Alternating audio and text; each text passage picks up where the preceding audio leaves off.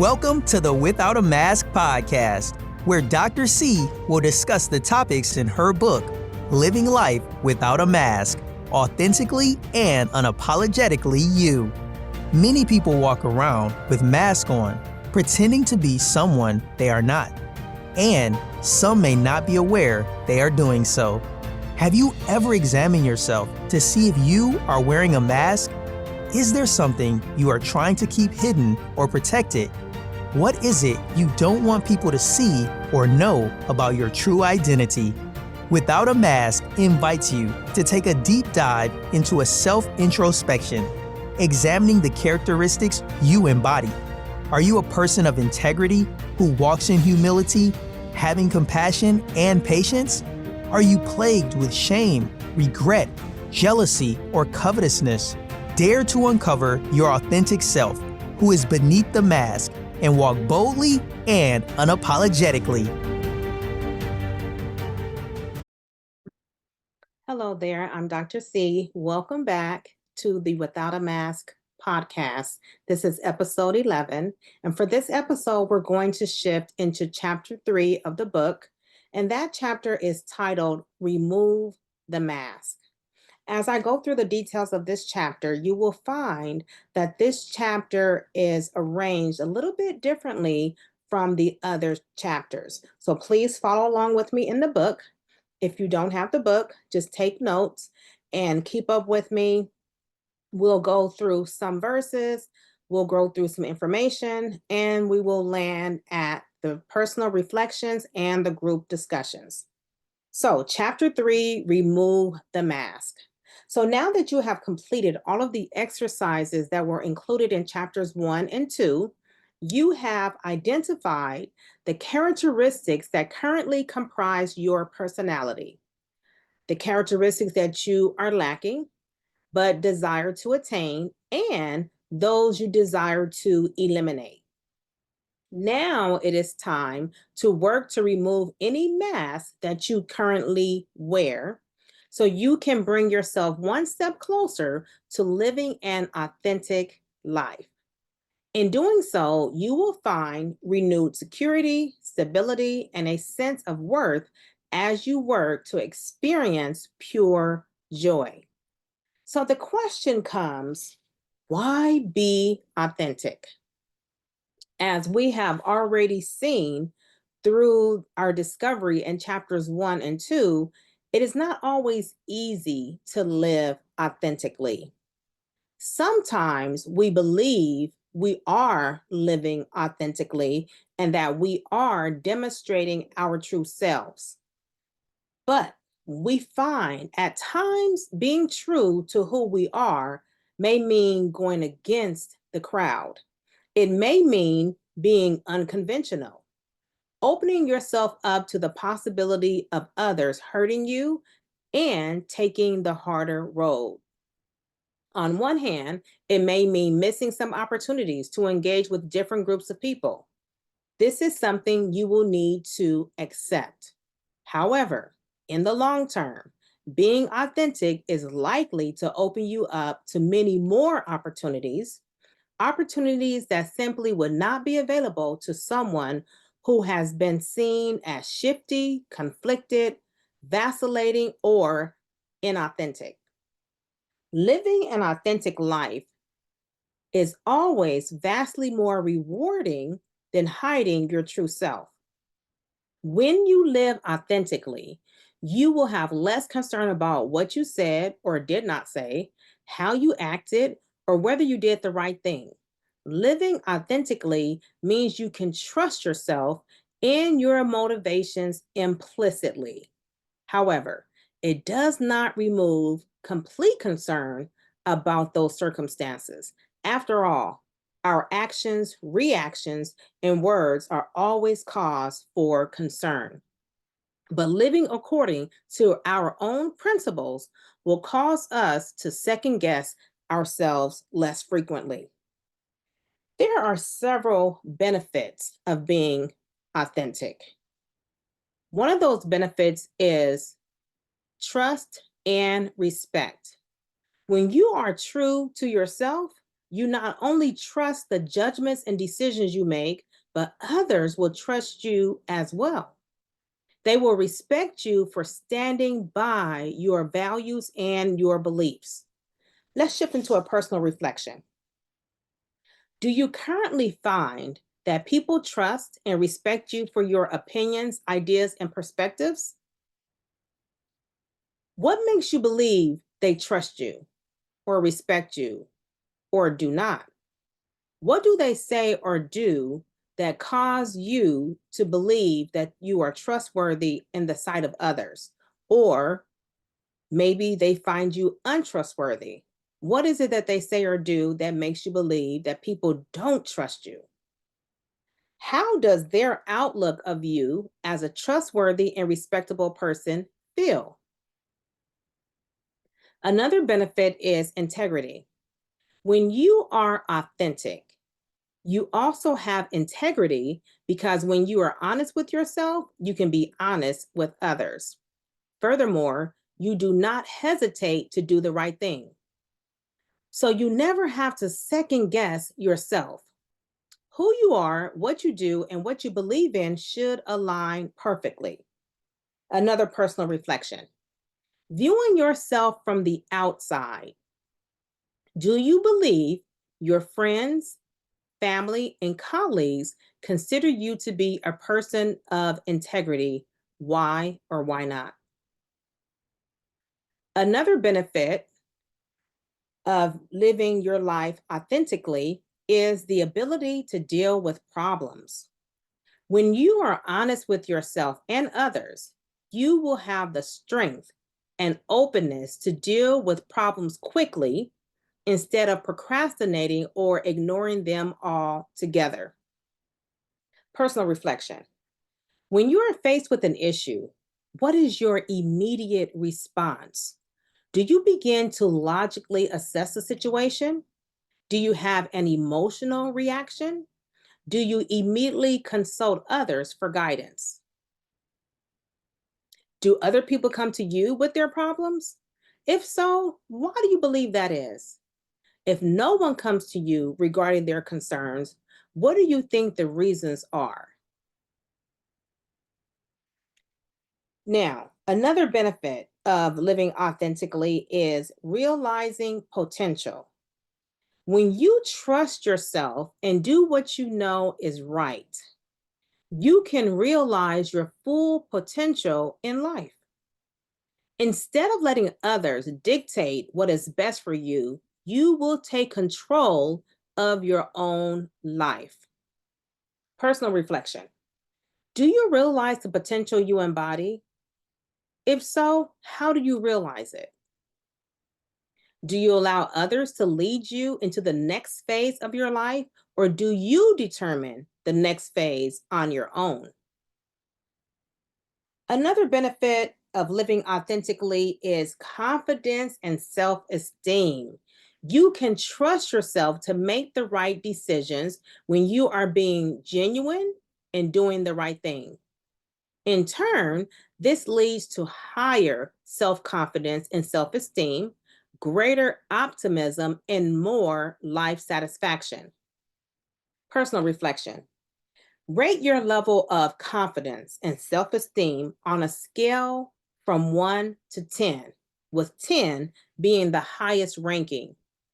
Once you have ranked yourself, explain why you ranked yourself the way that you did.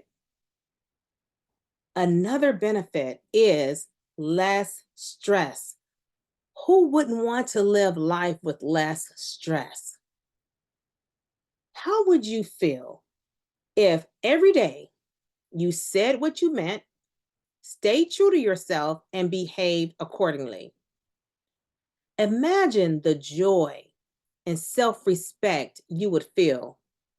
Being authentic is far less stressful than being someone you are not. Personal reflection. Describe how your life would be different if you exercised and experienced the 8 traits that I just went over: trust, respect, integrity, facing problems, potential, confidence, self-esteem, and reduce stress. How would your life be different if all of those things were in play? No, honesty is an important part of authenticity. However, there's a distinct difference between being brutally honest and being truthful with others. We should always strive to be truthful with those around us because others sometimes view brutal honesty as aggressive, judgmental, and even arrogant.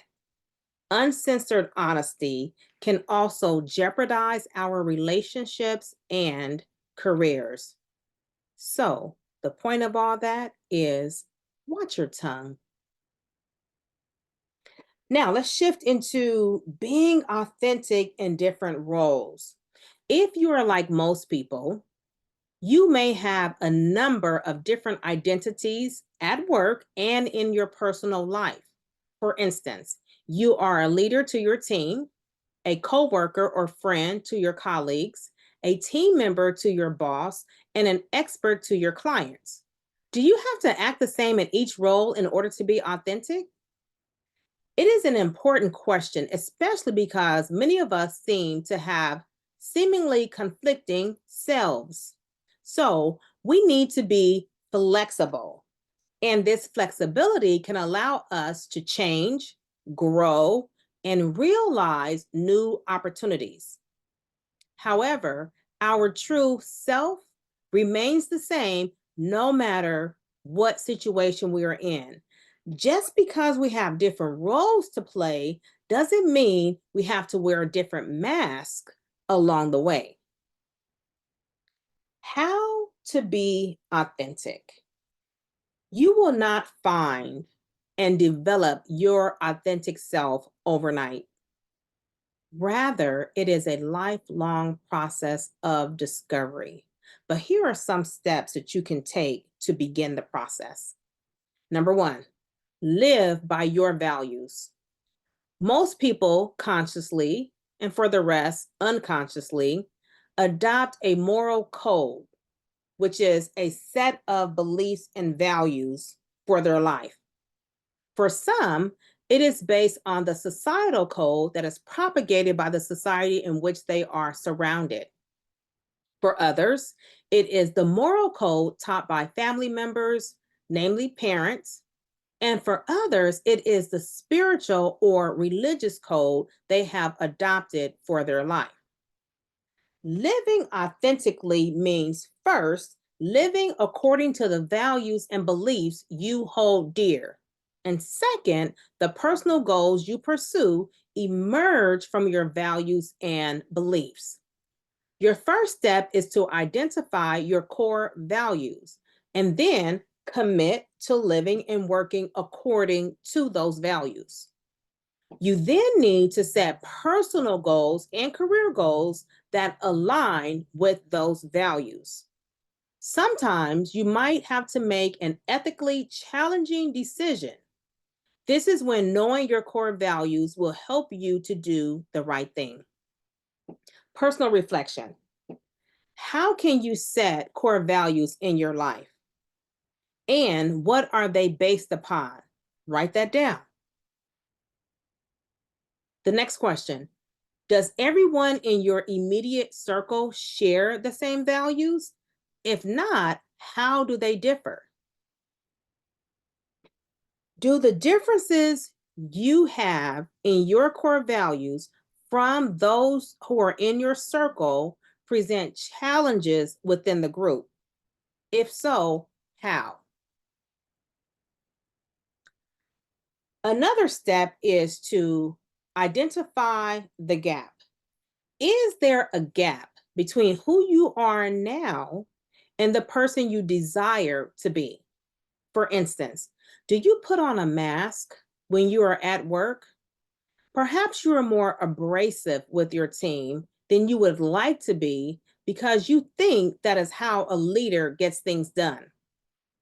Maybe you adopt a flippant attitude because you don't want others to think you are boring because you take a serious attitude to your job.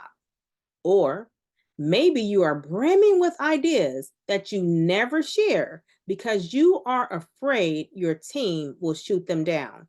And that leaves you feeling stifled and unhappy. Revisit the 3 lists of characteristics that you composed at the beginning of chapter 1. Choose one word from the second list that you want to start working on. For instance, perhaps you want to be more open. Resolve to work on this every day. It is more realistic to set small goals and work on one trait at a time than it is to try to transform your entire life all at once. Personal reflection. Take the characteristics from the second list that you wrote at the beginning of chapter 1. Place them in order in the way you plan to work on them. If the characteristics are listed within this book, use the corresponding scriptures to assist in your development of that trait. If the trait that's on your list was not covered in this book, you can use a Bible concordance to find related Bible verses to assist you in developing that particular trait. The next step to living authentically is to live with integrity. It takes courage to develop and preserve integrity. Start by analyzing the daily choices you make. You will often intuitively know what the right and wrong choices are. Your goal is to learn how to listen to that small voice, that sense of unease that tells you when something is wrong. The still small voice is the voice of the Holy Spirit who is guiding you. Study each choice you make and ask yourself which one will make you feel good about yourself the next day. Please note, the spirit of complacency will block your sense of what is right.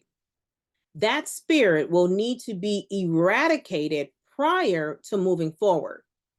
Living with integrity also means you take responsibility for your actions, including your mistakes. Own up to the choices you make and work tirelessly to right the shortcomings. Personal reflection. I want you to take some time to read the account of Joseph and Potiphar's wife. That can be found in the book of Genesis, chapter 38. When you're done reading the account, I want you to answer this question. What would you have done if you were in Joseph's position and your master's wife or husband propositioned you? Now, let's shift into a group discussion. It's going to deal with that same account, Genesis 38, Joseph and Potiphar's wife. Discuss the possible outcomes that may have resulted if Joseph have yielded to temptation. Okay. Another step to living authentically. Number 4, communicate honestly. Honest communication involves saying what you mean, while at the same time respecting other people's needs and feelings. This task takes emotional intelligence and good communication skills. It also means not playing games. Speak your mind in a clear manner and do not rely on cryptic hints and other tactics to get your point across. Communicating honestly also means keeping your promises. If you give your word to someone, then treat it as a bond. Never make a promise you cannot keep. In the event you are unable to keep your word, share the change with the person immediately and not after the fact. Not holding true to your word can cause a breakdown in a relationship that may prove difficult to repair. Personal reflection. Recall a time when someone made a commitment to you and then broke the commitment without prior warning. Also, share the feelings the incident caused you to have. Then address this question. Share a time when you made a commitment to someone and did not follow through. How did you handle the situation? And how did the person respond? How did you feel? Once you dump the personal reflection, now you can shift into the group discussion. Share various emotions that may arise when someone does not hold to his or her end of a commitment. Discuss methods for dealing with commitments in an effort to honor someone's word. Also, discuss with your group how commitments should be dealt with if someone cannot follow through. And as always, make a note of what your peers have to say.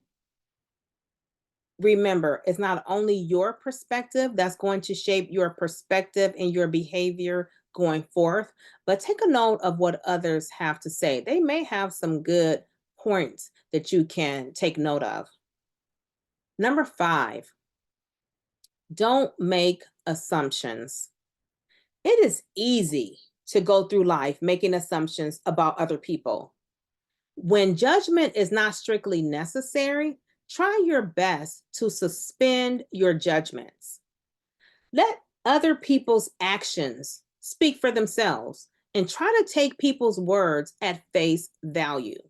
When the person's actions are unclear, engage him or her in dialogue. Give the person an opportunity to explain him or herself rather than assuming the worst.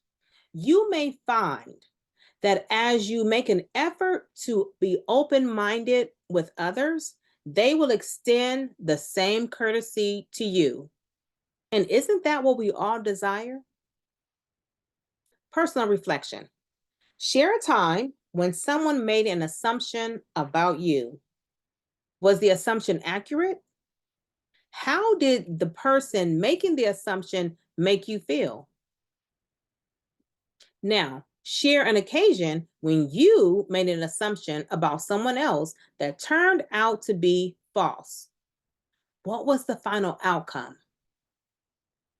Once you have addressed those personal reflections, now shift your attention to the group discussion. I want you to read the account of two sisters, Mary and Martha. What was Jesus's response? What can we learn from this incident about assumptions? This account is taken from the book of Luke, chapter 10, verses 38 through 41. And as you engage in the group discussion, take notes. The sixth step to living an authentic life is to develop self-confidence. Authenticity requires strength of character, especially when others are pressuring you to act in a way you know is wrong. This is why you should work on building your self-confidence, a strong sense of self, and the assertiveness needed to stand your ground will help you get through challenging situations. Personal reflection. How would you rate your current level of self-confidence on a scale of 1 to 10, with 10 being the highest ranking? Once you've rated yourself, write down your rationale for the reason you gave yourself that particular rating. Next question. Do you know someone who embodies a high level of self-esteem? What indicators have you detected that caused you to make that assessment? Once you have addressed those personal reflections, now you're ready to move into the next group discussion. Read the account of Moses at the burning bush when he was commissioned by God to return to Egypt and speak to Pharaoh on behalf of God regarding God's chosen people, the Israelites. What was Moses' disposition towards God's instructions? How would you have responded if you were in Moses' position? This account is found in the book of Exodus, chapter 3. Number 7, manage your emotions. When you live authentically, you consider the needs of other people and you do your best to treat them with courtesy and respect. In stressful situations, this means knowing how to control your emotions. This is an important part of living authentically because it shows you have inner strength and respect for those around you. And it is a skill worth developing as it will serve you well in all aspects of your life and your career. Personal reflection. Have you ever flown off the handle and said or did something you later regretted? Share one account, just one, and provide details of the incident and how you responded. Then answer this question. How did the other involved party respond to your reaction? Then, looking back in retrospect, how could you have responded differently? Would a different reaction have provided a different outcome? Why or why not? Once you have pondered over that and answered those questions, now you're ready to move into the next group discussion. The account is coming from the book of Exodus, chapter 7, verses 14 through 24, and it's about the first plague that the Lord sent upon Egypt when Pharaoh refused to respond positively to God's appeal.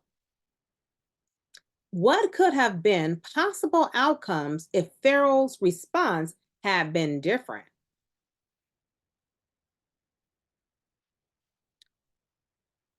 I know that was a lot of information. You may need to review this episode more than one time, especially if you do not have the book. There were several personal reflections included. There were several steps into walking toward authenticity, and there were several group discussions. If you didn't take notes the first time, be ready to write down the verses for the group discussion, be ready to jot down the questions, and be ready to really put in the work. The personal reflections were a little deep, so you need to look into those situations that I asked you about. We have to be willing to do the work.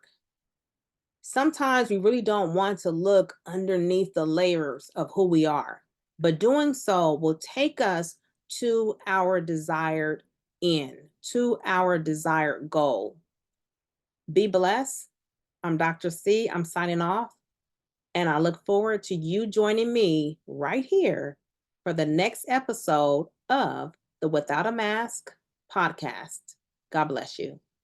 Thank you for tuning in to Dr. C's Without a Mask podcast, a production of CLF Publishing Collaborative. Share this podcast with friends and family, and be sure to tune in week after week for the upcoming episodes.